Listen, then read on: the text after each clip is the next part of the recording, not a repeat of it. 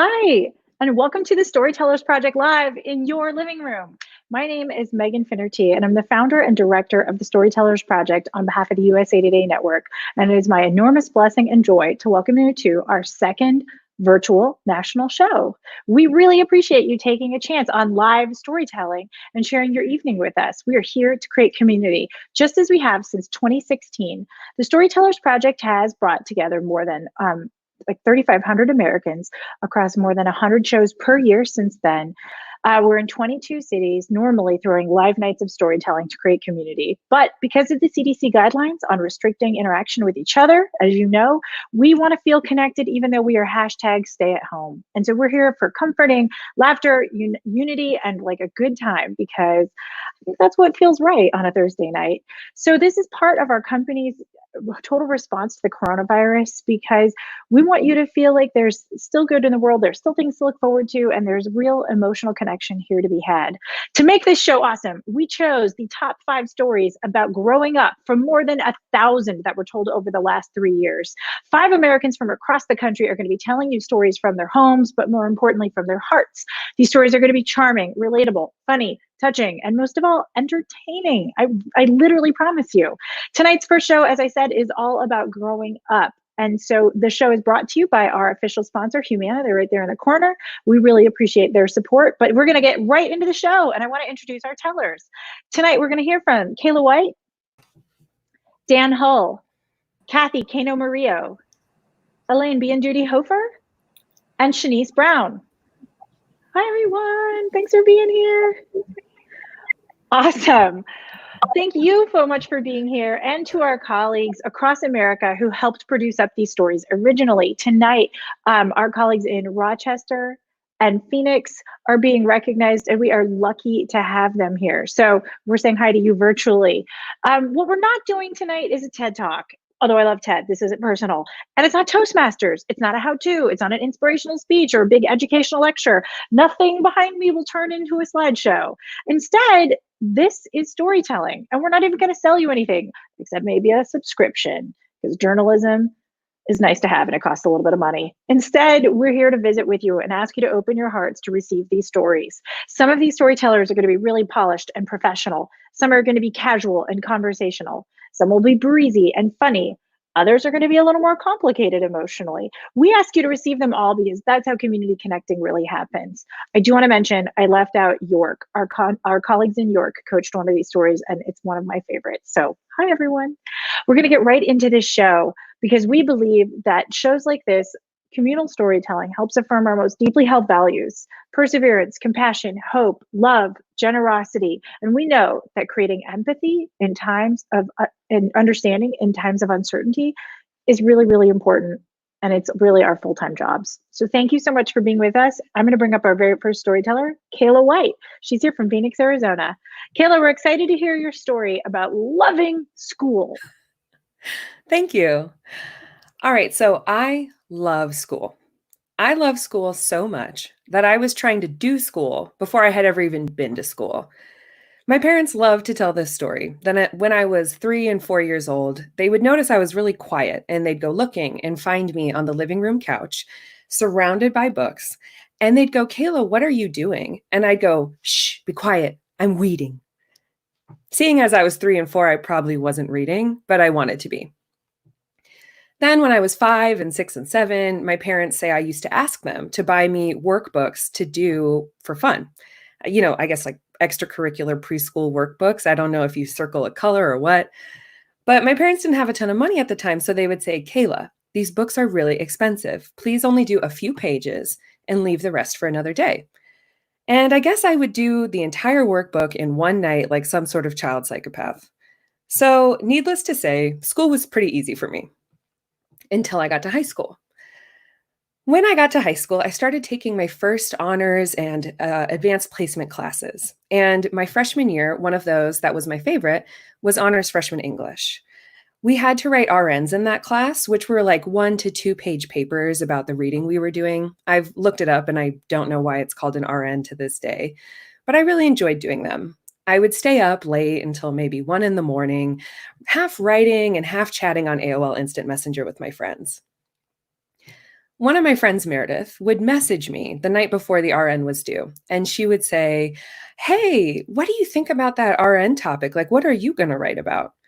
And I'd be like, "Ugh, it's so obvious that that Greek goddess is not a feminist." And she'd be like, "Interesting. What in the text makes you think that?" In college, she admitted to me she was mining me for essay ideas. Smart.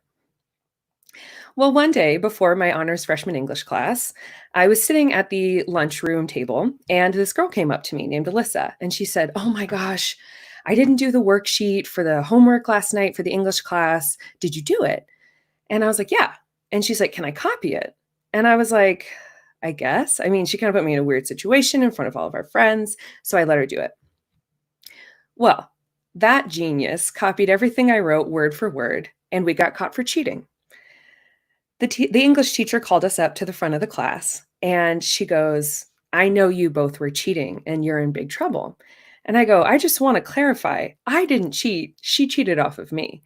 And the teacher's like, "I don't care." And then she goes, "If I catch you doing this again, I'm going to put you on the national cheaters list." I was like, "What is that?" And she goes, "It's a registry of every high schooler across the country who cheats. And all the colleges have it. And when you apply to go to college, they're going to know." Whoa. It was just like my eighth grade teacher said, this is different. High school is something different.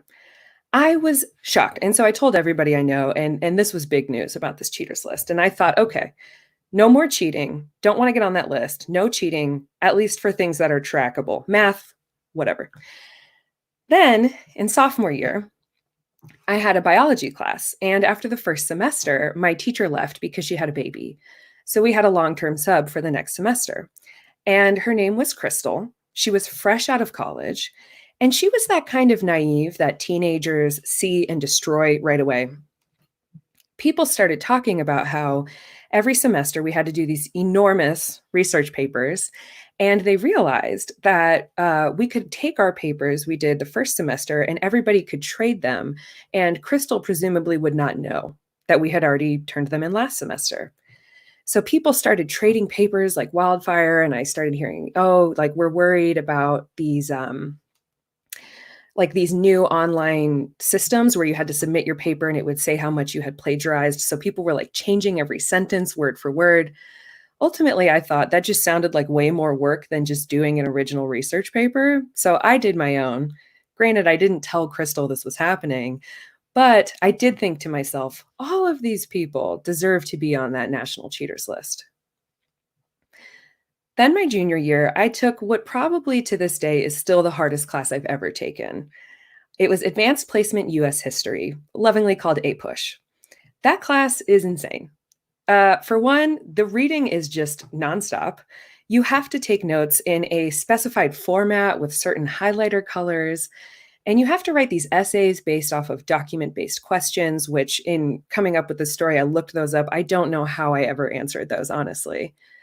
But I also loved that class, in part because I loved the content and also because I really liked the teacher. Mr. Pryor was hands down the coolest teacher, but aren't history teachers always?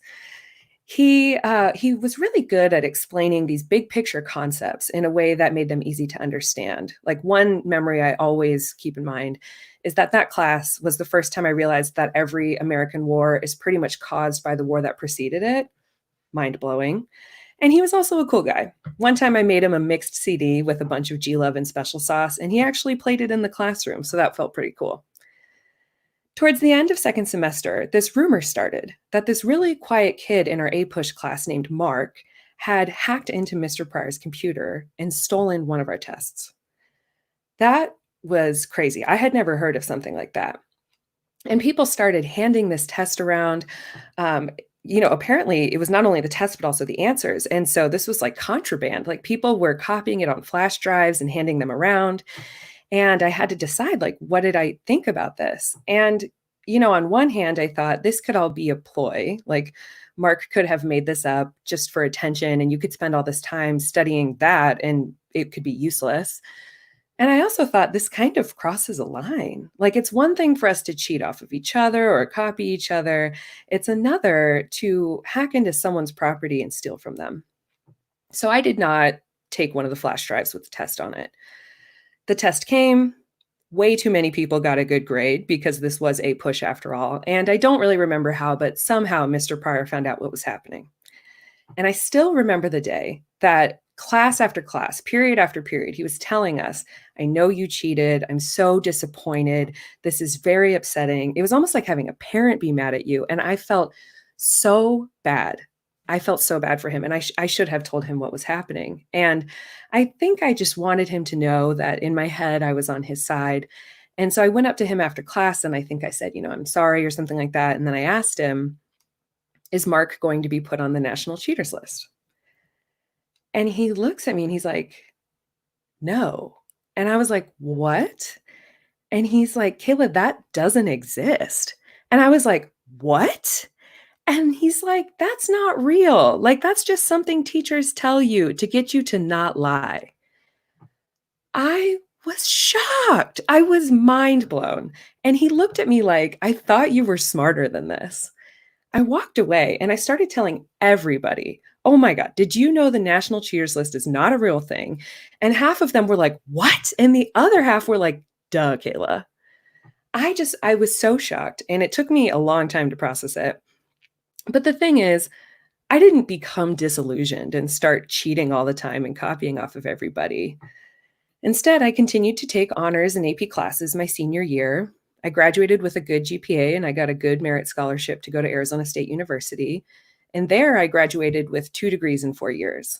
You see, the thing I realized is I didn't avoid cheating because I was afraid of getting on the national cheaters list. I didn't cheat because I enjoyed my work.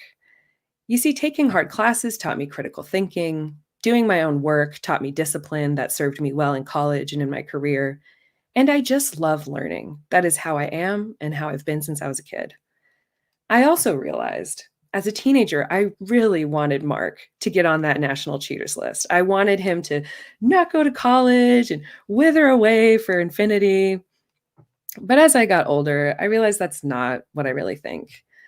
When I was writing this story, I looked Mark up and I saw that he now works for one of the largest, most successful organizations in the state, and he's an IT systems engineer, which makes a lot of sense. So to that, I have to say, good job, Mark. Thank you. Oh my gosh, Kayla! You're so into school. Oh my God. Thank you so much for that. I feel like that story should have been like #sponsored by Kayla's school system growing up or something. Absolutely. Oh my God. Oh my gosh. No, I think every parent right now watching this is like, oh, I hope my child just loves filling out workbooks right now. I'm kidding, Kayla. Thank you so much for your story and for being vulnerable with us, because it takes a lot of courage to admit that you believed in a national cheaters registry. Yeah, that I was naive for a very long time. Some of us still are. Thank you so much for your story, Right. Kayla. Thank Thanks you. for being here. Heck yeah. Well, on that note, man, I hope all of you parents, if you want this, we're recording it. You can play that for your kids later. You can be like, look at this. Like, she had a goal and she's achieved it. She worked hard at school. Oh my gosh. Listen, now is the time in our show when we want to thank our partners at Humana. Normally, Humana sponsors more than 100 live storytelling shows across America. And we're really grateful for that because their resources enable us to make great journalism across our country.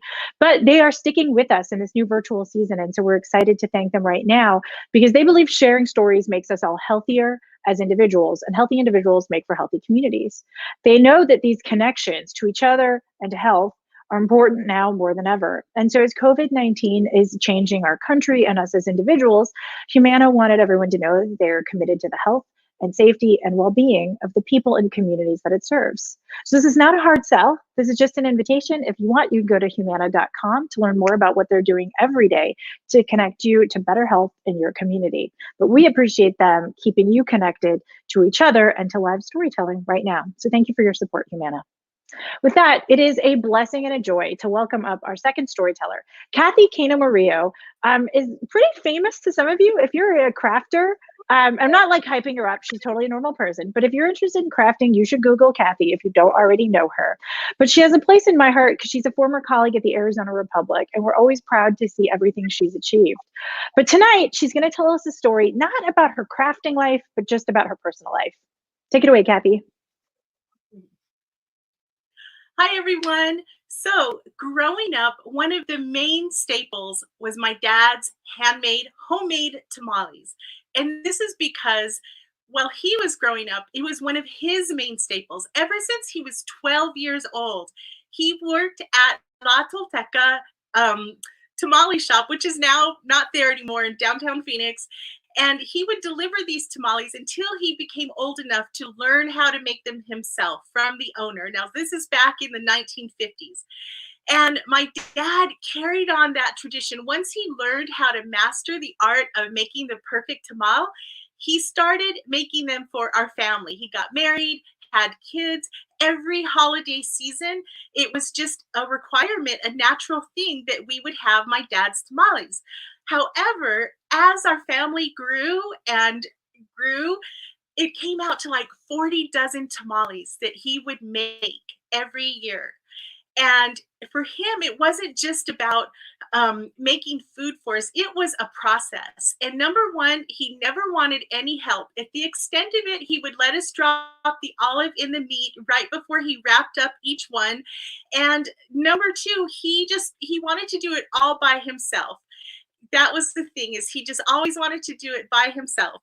So on that note, every year right after Thanksgiving, we would be together, all of our family at my Nana's house, all of my cousins, and we would think about the tamales that were to come, that my dad was going to bring to us. And it always happened that the first weekend after Thanksgiving, my dad would talk about, that was the second thing, he didn't have a recipe for his tamales. It was all just up here. He never wrote it down, and he didn't want any help. So when it came time to get all the ingredients, it was like a big deal. We would make a big breakfast for him. He would go off. He'd had to go to like 3 or 4 different stores to get the right kind of pork, beef, the masa, everything he made from scratch. Then he would come in, 3 armfuls of ingredients, lovingly put him on the counter, crank up the stereo system. He would play Linda Ronstadt, the Fifth Dimension, I think that was the band that he loved, Led Zeppelin, all of this crazy music blaring through the house. Well, he spent the whole weekend making 40 to 50 dozen tamales, and he loved it. He was in the zone. However, one Thanksgiving, this is when I was like, I'd say in my early 20s, we were there, all of our family, and we were so excited for the tamales to come. My cousins were there, my siblings, my aunts and uncles, and my dad said, you know what? I don't want to make tamales anymore, or at least for this year. I want to take a break. And we kind of laughed because my dad was a jokester. We couldn't tell if he was kidding us or if he was for real. So we just figured there's no way he would not make the tamales. Surely he is joking. And he said, no, I don't want to make them this year. I want to take a break. I've been doing it every year. It's like so much work. We're like, we'll help you. No, I don't want the help. I just want a year off. And we were like, well, you're not going to get a year off. Like, we need our tamales. There's no way. And now that I think back on it, it's that my dad was always so busy. And for him to take that time and pour so much love, each one was just like a little Mexican energy bar of love that came from him. And we couldn't imagine not having him. So on the drive home from my Nana's house, I was sitting in the back seat, and my mom said, you were joking, right? About the tamales. You're really going to make them. And my dad driving, he's like, I don't want to make them. I was serious. I don't want to make tamales this year.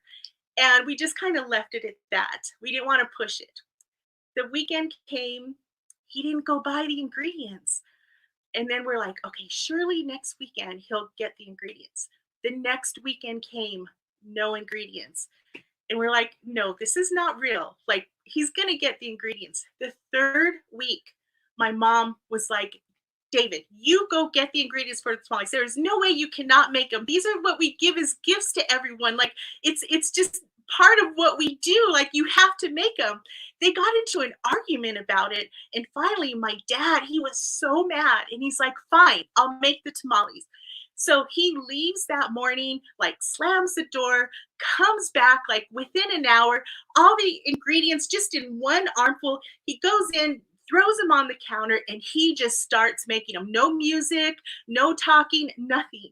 And meanwhile, my mom whispers to me, go see if your father needs any help. I'm like, I don't want to see. I'm scared. He's mad right now. She's, wait till he goes to the bathroom and then go make him a cup of coffee and just put it there. So I waited till he took a break, and then I ran in. I put some coffee and some treats or anything to try to lighten the mood. He was angry. Christmas Eve comes. Actually, it was Christmas Day. We're at my Nana's house and we're all piled in there. And it was kind of like the first time that my dad didn't get his way. He was overruled. And there was like this unspoken thing of like, wow, did we disrespect him? Maybe he does deserve a year off for making 50 dozen tamales. That kind of sounds like a good deal. He works so hard, 40 hours a week. Like, okay, but we got the tamales. So we're all sitting there, open all of our presents. The house is filled, tiny little house in South Phoenix, all of my cousins, my siblings, and we got hungry. And my dad's like, yeah, the tamales, they're ready. They're on the stove. Just go get your plate and get them. And he sat at the table, and all of us, yay, tamale time. So we jump up from the table and we climb over each other. We go in there. I grab one, someone else grabs two. My cousins are piling 3 or 4 of them on their plates. They run back and they sit down, and my dad just sitting there watching us. And he had this little look in his eye, and I couldn't quite pinpoint it, but something was kind of off. I ate mine slowly. Everyone else started scarfing them down, and then it happened. Silence.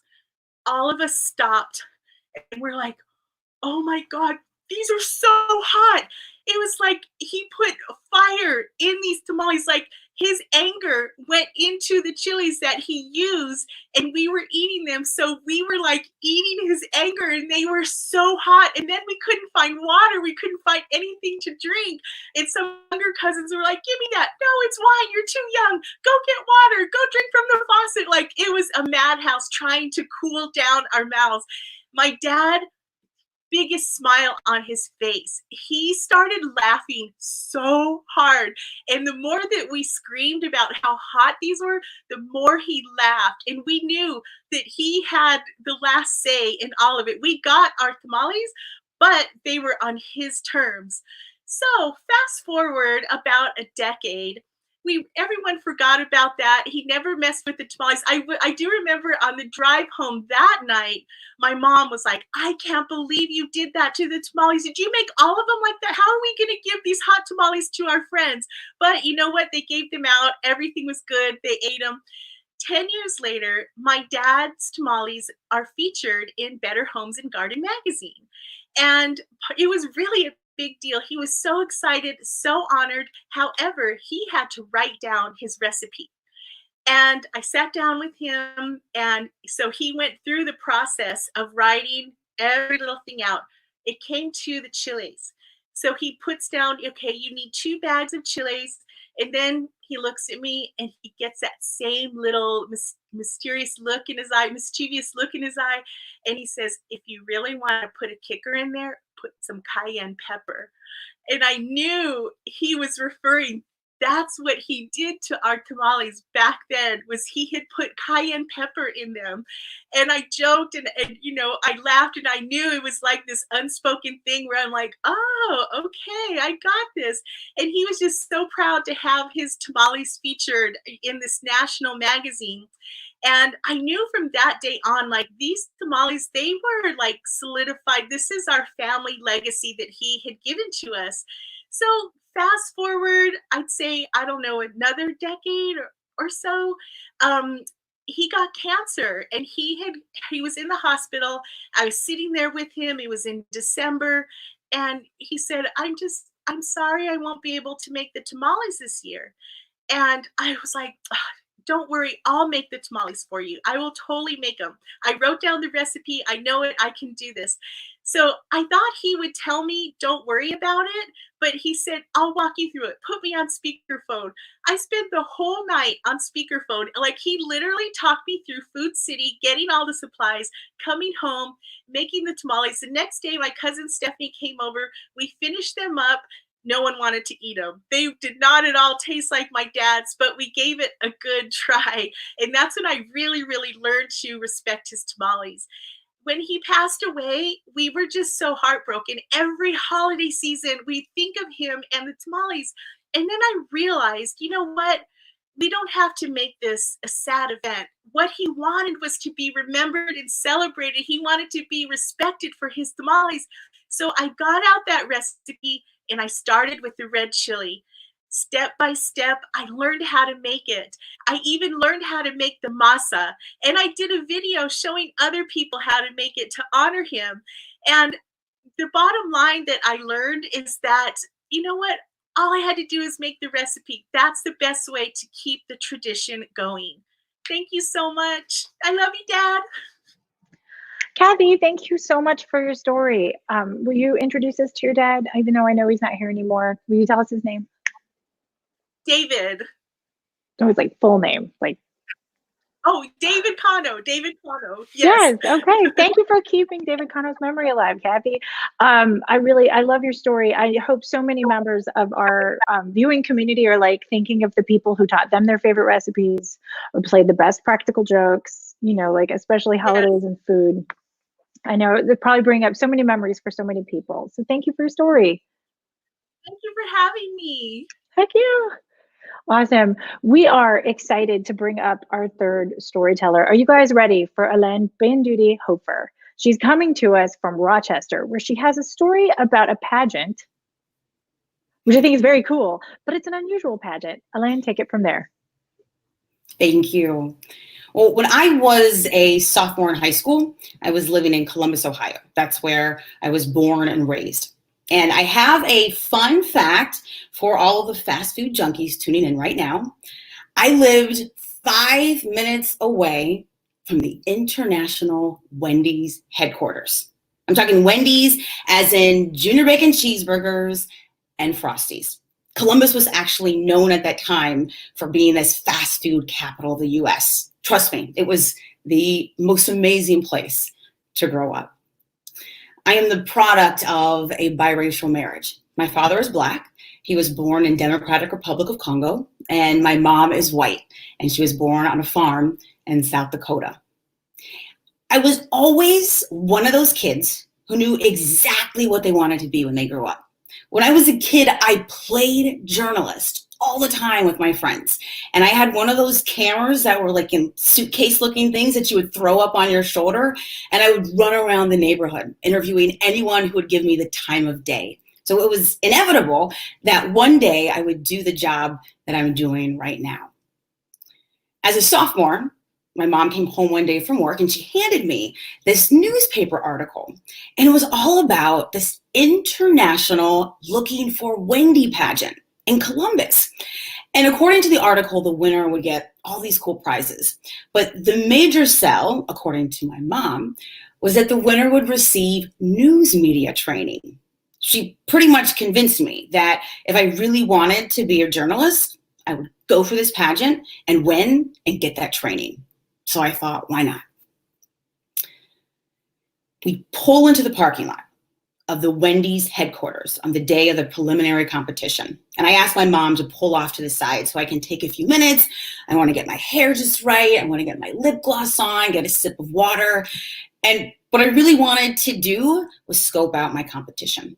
And I wanted to see exactly what I was up against. I quickly realized that I had a couple problems. First, every single contestant appeared to be in elementary or middle school. Keep in mind, I was a sophomore at the time. The second problem was far worse as far as I was concerned. Everybody, every single contestant was white. It dawned on me suddenly, think about it. The images that you see of Wendy are of a white girl with red hair, freckles, and bright red cheeks. I was not Wendy, and I was mortified. I raced to the car, I jumped in, I buckled my seatbelt, and I told my mom, we're getting out of here. And guess what? She refused. She told me that if I was serious about being a journalist, that I would need to get used to being in uncomfortable situations. I didn't budge. Then she said, you know what? I didn't drive all this way just to turn back and go home. Keep in mind, we live 5 minutes away from the headquarters. This was not a major lift for her. And then she said to me, you're never going to get an opportunity like this again, Helene. Go for this. Still not budging. And then she pulled out that final card. I'm telling your father. When I heard those words, I jumped out of the front seat of the car, got into the back seat. I curled up in fetal position. I was crying, wailing. And I said, I am not leaving this car until we get home. So we left. When we got home, my mom told her side of the story. Of course, I told my side of the story. And my dad listened and he thought about it. And my father sided with his little girl. And he said to my mom that I should not be forced to do something if it makes me feel that uncomfortable. And that was the end of it. Fast forward 1 year. I'm a junior in high school at this point. I'm home from school. I'm flipping through the newspaper and I'm doing a double take. Oh my gosh, what is this? I came across an ad for the International Looking for Wendy pageant. Go figure. I'm hearing my mom's voice in my head and I can hear her saying, Helene, you will never get an opportunity like this again. Mama was wrong. I circled that ad and I could hardly wait for her to get home. The minute she walked through the door, handed her the newspaper, and I told her, don't make any plans in 2 weeks. I'm going to need a ride. She, of course, thought that I was joking, but I wasn't. I was going to go for it again, and this time it would not be a repeat of the year before. All right, so we pull into the parking lot of the Wendy's headquarters, and you probably know the drill at this point. I asked my mom to go park off to the side. I got to get my hair just right. I got to get my lip gloss on. I get a sip of water, and then same thing. I'm scoping out the competition. And nothing had changed. All the contestants appeared to be between the ages of 10 and 13. And yes, they were all white. But for whatever reason, it didn't get to me this time around. I was not going to let fear stop me from going after something that I really wanted to try. So I brought my A game and I was in it to win it. That turned out to be a really poignant lesson for me. Doing something a second time around when maybe the first time it didn't go the way that you had envisioned. And I realized for myself that attitude and perspective can have a huge impact on how I perform and how a situation unfolds. I won the preliminary competition and joined 14 other contestants for the final International Looking for Wendy pageant. And yes, I was the only young woman of color among all the contestants. But being the only one wasn't new to me. And I wanted to go for this and I wanted to challenge myself. And I was thrilled. And what followed the preliminary competition was like this whirlwind of events. There were rehearsals and meetings and community events. And of course, I got outfitted in my Wendy's costume. So I had the blue and white striped dress. I had the red and white striped socks. I got the red wig with the braids. And I caked on that red blush and those freckles. And I absolutely loved it. On the day of the pageant, I had this whole cheering section in the back of the room. My parents were there. My aunt flew in all the way from Minnesota to join me, and we had a couple family friends there to support. Now, the pageant was really similar to something that you would probably see on TV when you think of a pageant. There was the whole pre-recorded and produced interview section where each candidate had to explain why they thought they were the ideal Wendy for Columbus. And then we had the talent section. There was an onstage interview and a few other things. Now, here's the deal. There were 3 winners: a grand prize winner, first runner-up, and a second runner-up. And a rep for Wendy's explained to the judges and to the entire audience that all 3 young women would represent Wendy's, not only in Columbus, but throughout the entire state of Ohio. I won first runner-up. I was ecstatic. Yes, I was embarrassed, obviously, and I didn't even tell my friends in high school what I was up to until after it all happened. But I was so proud of myself. And there was just this sweet taste of victory for going after something, even though I was terrified, and giving it all that I had. So the media training was awesome. And I got to be Wendy throughout the state. And I got to tell you, one of the best things that I got was a stack of gift cards from Wendy's for a free junior bacon cheeseburger, medium fry, and a Frosty. Let me tell you, I was in heaven for an entire year. It's funny and interesting how things come full circle. I was invited as Wendy to meet with students at the first Afrocentric school in Columbus, Ohio. When I walked in the classroom, I hear this little girl gasp, "Oh, I didn't know Wendy was Black." And at that moment, it clicked for me. I had known I wanted to be a journalist. I was determined to become a journalist one day. But when I heard those words, I realized that I wanted to be someone, a reporter, who broke stereotypes and did not feed misperceptions. I wanted that little girl to be able to turn on the TV one day and see people who looked just like her being interviewed, people that were doctors and politicians, leaders, educators, you name it. I told the class that if there's something you want to do, someone that you want to be, and you don't see someone who looks like you doing it, you are the one who has the opportunity to break the mold and make a change. And I have strived to do that in my life and in my work. And that is my story. Thank you so much for your story. Oh my God. Thank you for having me. Man, a story about perseverance and self-confidence and self-knowledge. Thank you. That is was absolutely, I love the experience, and I appreciate being able to share this. So thank you. I also love the idea that, like, who knows what Wendy looks like? She's a black and white drawing most of the time. I mean, that's right. Right? Yeah, I love that thing. Exactly. What I do want to say, like, what an example you have set for us in telling your story today. Thank you. I appreciate yeah. We are lucky to have Helene here with us tonight. And she also said she no longer has any of those coupons. So she spent them. And, God bless her for it. I want to acknowledge some of our colleagues from across America right now, people at journalists at the Arizona Republic, at the York Daily Record, and at the Rochester Democrat and Chronicle helped coach these storytellers originally. And you're hearing from them tonight because they are part of our very, very best storytellers from across America over the last 3 years. If you are in any of those markets, you should go to their Facebook pages and be like, thanks, you guys, you did a great job.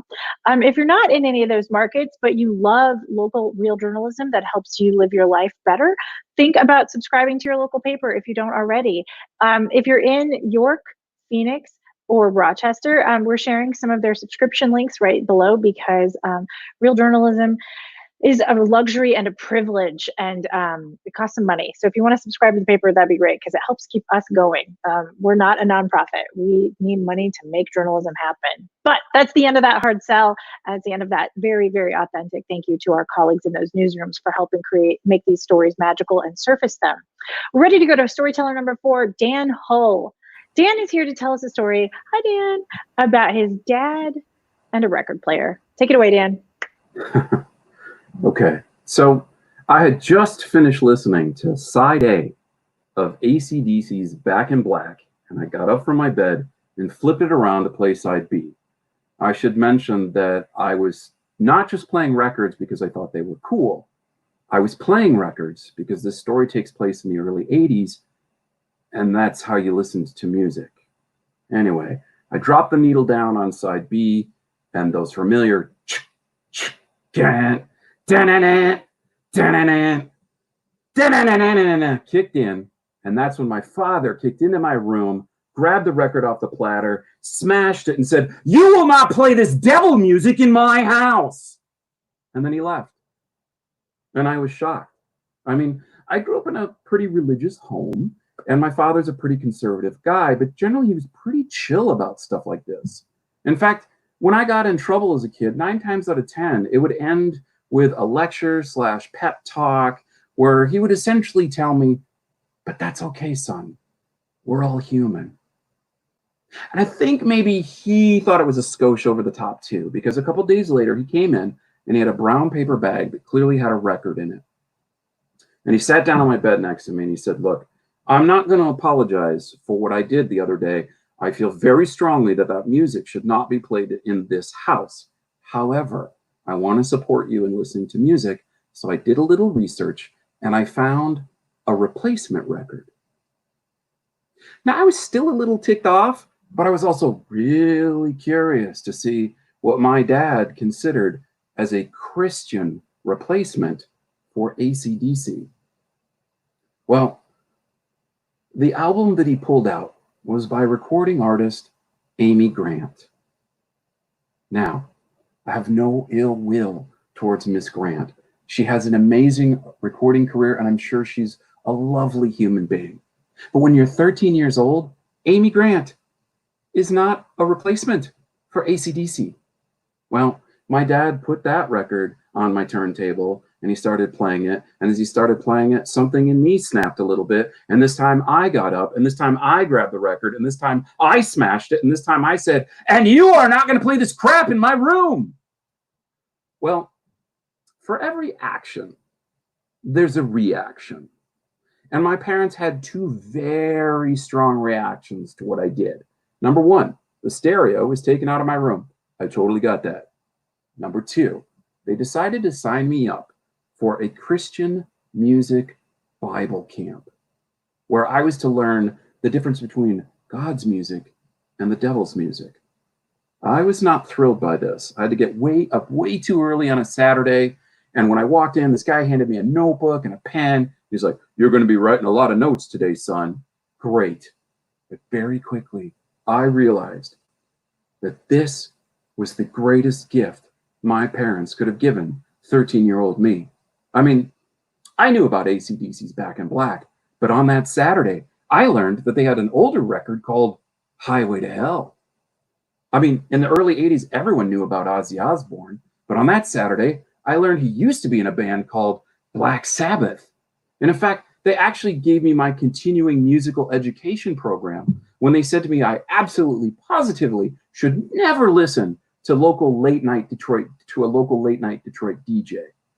And within a week after that Saturday, I became a card-carrying member of the Midnight Funk Association, and I listened to the electrifying Mojo religiously. Basically, that Saturday gave me the history of rock and roll from the early 80s to the 50s.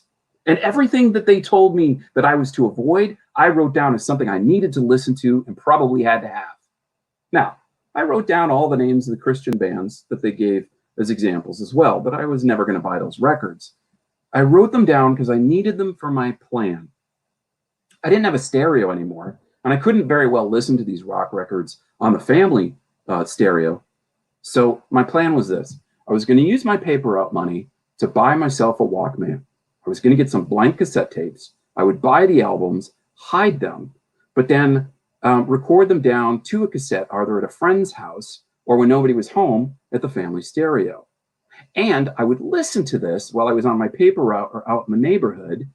The only problem was I couldn't very well have cassettes sitting around my room that said things like Blue Oyster Cult.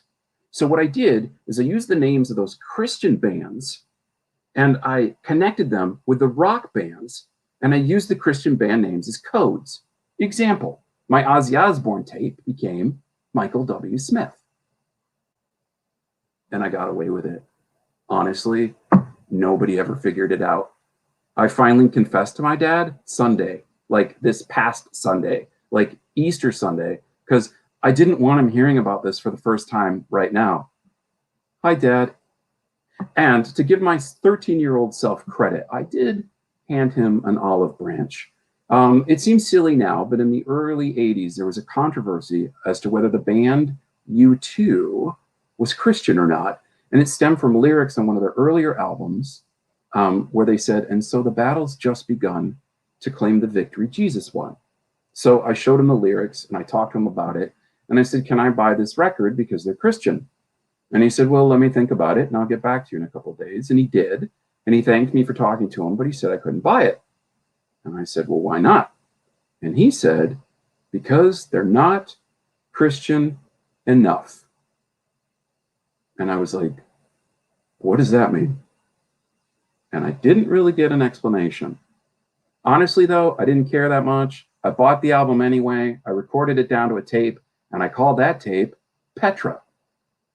I didn't really think about the whole idea of what's Christian enough after that until around Thanksgiving that year. See, in our family, there was kind of a tradition where the Christmas records, my dad would have them in storage for most of the year, and the Christmas records tended to come out around Thanksgiving, and then he tended to put them in storage, i.e. hide them again, sometime after New Year. But this year, as I was flipping through the Christmas records, I was doing it with this paradigm of not Christian enough, and I was finding some inconsistencies, shall we say. I'm like, hey, Dad, Barbra Streisand, not a Christian. And he was like, that's just a really good Christmas record. And then it hit me, Johnny Cash. Now, I'm sure you've heard of country music icon Johnny Cash. What you may not know is that in the 60s and 70s, when Cash would put out like Johnny Cash at Folsom Prison albums, those cool country records, the next album he always put out, generally, was a very traditional gospel record. Johnny Cash was also a very religious man. Now, my father didn't own any of the cool country records, but he owned a few of Johnny Cash's gospel records. So I found one, and I held it up, and I was like, hey, Dad, what about him? And he was like, what about him? That's a good gospel record.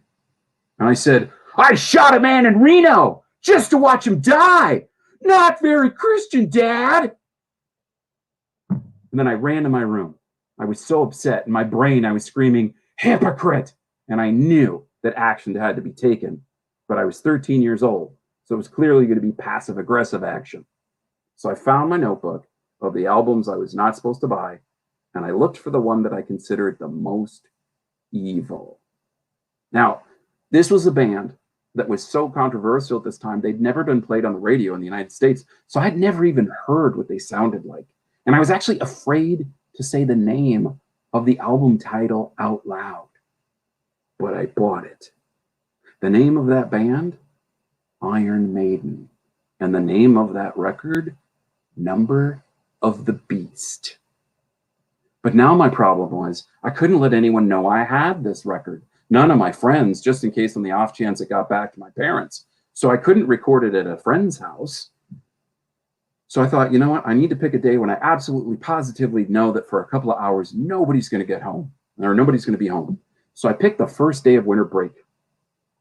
And I knew that my mom would take my brother and my sister's Christmas shopping and my dad would be at work. And then I could record Iron Maiden onto a cassette tape. And I knew what I was going to call that cassette tape. Amy Grant. Well, that Monday came, and when I got up, my dad was home. It was just the two of us. He had decided that he needed my help in his Refinish the Basement project. So instead of rocking out to Iron Maiden, I was downstairs with my goggles and my gloves, and I was handing him 2x4s, and he was using a circular saw to cut them, and we were going to frame out a wall. Well, for the most part, it was just one of those, I handed him the 2x4, and he went, and then that was it. But on one of the runs, it went, and I noticed that on one side of the blade was most of the glove, and on the other side of the blade was the top half of the glove's thumb. And I knew that part of my father's thumb had to be in that glove. And I froze. And my father reached in and grabbed his hand and went, ah! And for a split second, I was like, oh my gosh, Dad's going to drop the F-bomb. See, I had never heard my father swear. He just didn't do it. And of course, at first, my 13-year-old brain was like, oh, sure, just go and swear, you hypocrite. But as soon as I thought, I was like, wait a minute. I actually don't consider him a hypocrite if he swears right now. This seems like actually a really okay time to swear. In fact, in my mind, I basically gave him my blessing. I was like, Godspeed to you, sir. F-bomb away. But he didn't do it. Instead, he said the most violent rendition of fiddlesticks that I have ever heard. Well, the two of us jumped into action. We got him upstairs. We got the glove off. And thankfully, basically he just shaved off the very top of his thumb. And to this day, that thumb's still a little flat on top. But after our literal adventure, I don't think either of us really wanted to do much more woodworking that day. So I grabbed a plate of Mom's Christmas cookies, and I got us a couple glasses of milk. And I went in and I put on one of his favorite Johnny Cash gospel records. And we sat at the kitchen table and we listened to music and we ate Christmas cookies. And then the first side ended and it was quiet until my dad said, "Son, I really appreciate your help downstairs. Thank you so much. But I also want to apologize for using such strong language." And I said, "Oh, that's okay, Dad. We're all human."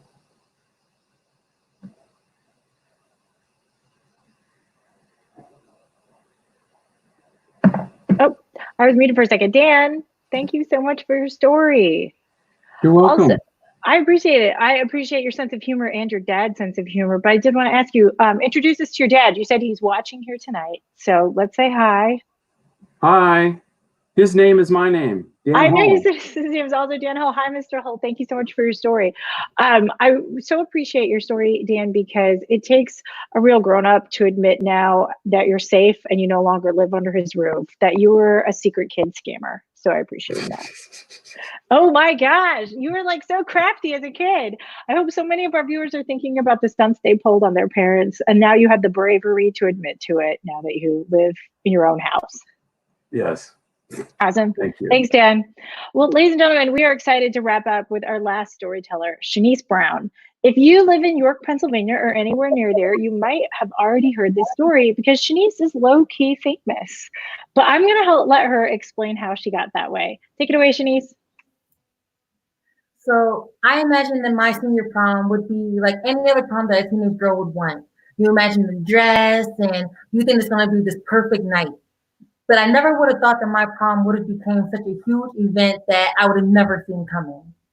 So my senior year, my mom and I were talking, and we wanted to originally travel to Philadelphia to go and try to find a beautiful, perfect prom dress.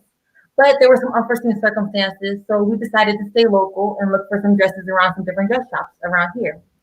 And so one day I'm in gym class, and we just finished the period, and I run into Officer Brooks, who works at my high school, and she's asking me how I'm doing and what my plans for prom are. So I tell her that I'm going to be, looking around some local places to find the perfect dress. And so she asked about why my plans had changed. And so after I explained it to her, she said, "Okay, I'm going to end up texting you in a little bit, so just wait for it." So I'm like, "All right, cool." So after my next period class is over, I get a text from her that says, "The dress is taken care of." And I'm immediately surprised because I don't know what she means with the dress is being taken care of when I haven't paid anything. I don't even know what my dress is going to look like. I know absolutely nothing. But she decided to help me find a prom dress and cover it herself. So my mom and I, she took us to go into a couple of these dress shops, and I tried on all beautiful dresses. Never really felt like me. Nothing felt right.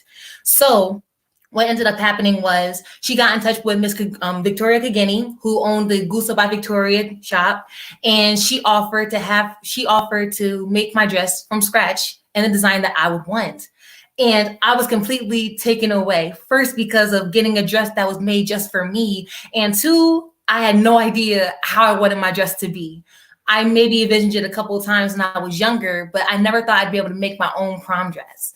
So over a span of a few weeks, I was coming to her shop and getting my measurements and all those kinds of things, picking out the lace and the color. And I just felt like a princess. And so I thought that was only going to be the surprise, which is the dress. Then I get a text from Officer Brooks again, and she says that my hair is covered. Once again, I never thought of a hairstyle, nothing. So I'm like, okay, well, thank you so much. There's nothing I could really say except for I was just so grateful for her being willing to go out of her way to help me out and to make my day awesome. I thought once again that would be the end of it, but this lady had a lot of things in plan. So next, I had originally planned to be with my friends. Now, of course, I would have loved to have some, tall, handsome guy to go ahead and sweep me off my feet and proclaim in front of everybody and ask me to go to prom with him. But that never happened. So I figured I would go with my two best friends, Diamond and Razel. But then one day I go into her office and she tells me that I shouldn't plan to go with anybody. And once again, I was surprised because, we wanted to try to get a really nice car and, have a girls' night and go get some food. And I was like, well, I can't leave my best friends and then I'll be by myself. No one wants to go to prom by themselves. But she said, just trust me. And she had 2 tickets, but she refused to tell me who my prom date was. So I'm like, okay, so now she's playing matchmaker for somebody that I don't even know. And his name ended up being Jordan Ray. He was this really big basketball star at Your Country Day School the same year as me. So, but at first I did not know who he was. I had never heard of him before. I'm like, okay, I'm about to go on a prom date, a blind date for prom. And I met him about a couple of days before my prom had occurred. And he was really nice. And he was just looking forward to help, escort me to my prom. And it was all cool. And I didn't really know how big of a deal it was until I spoke to one of my best friends. And I told her who I was going to prom with once I found out.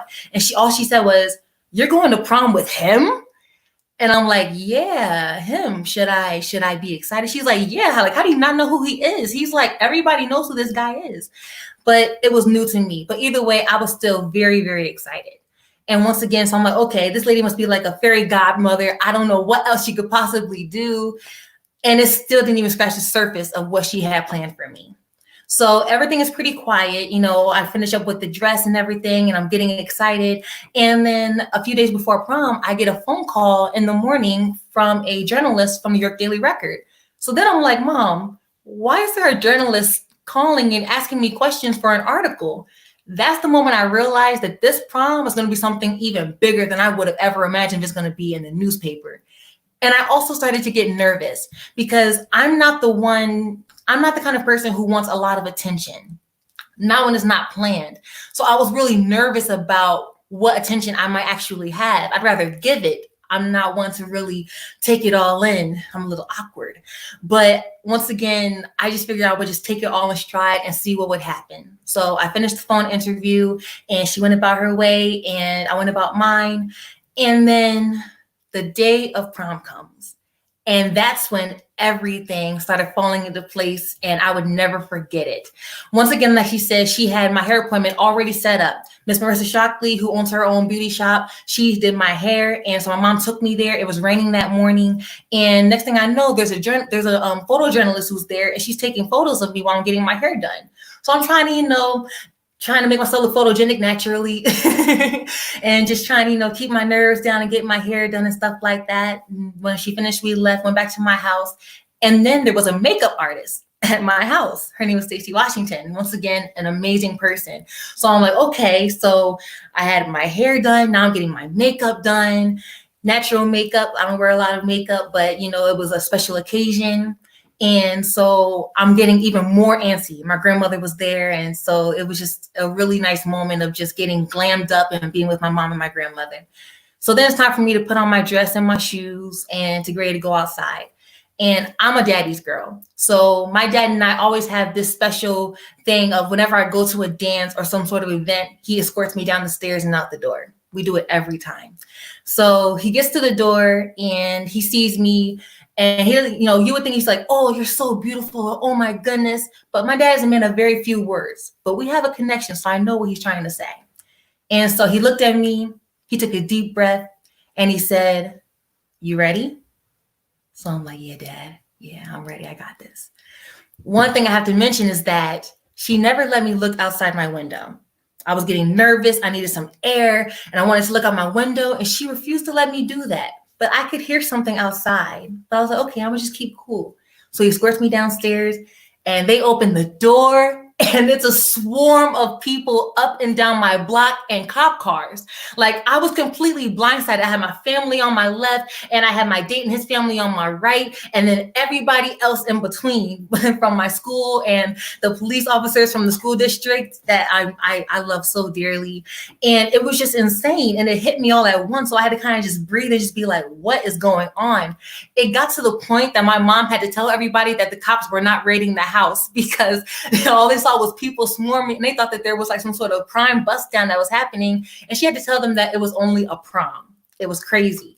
My favorite moment came when there were also state troopers that were, there was a Pennsylvania state trooper, and there was also an officer from the West York School District, West York District.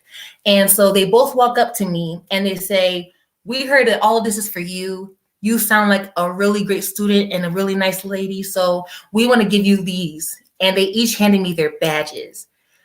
I'm a very sentimental person. So for me, my greatest moment wasn't about the dress, wasn't about the glam or the people, even though I loved all of it. But for some reason, those officers giving me their badges meant something in my spirit, like in my heart.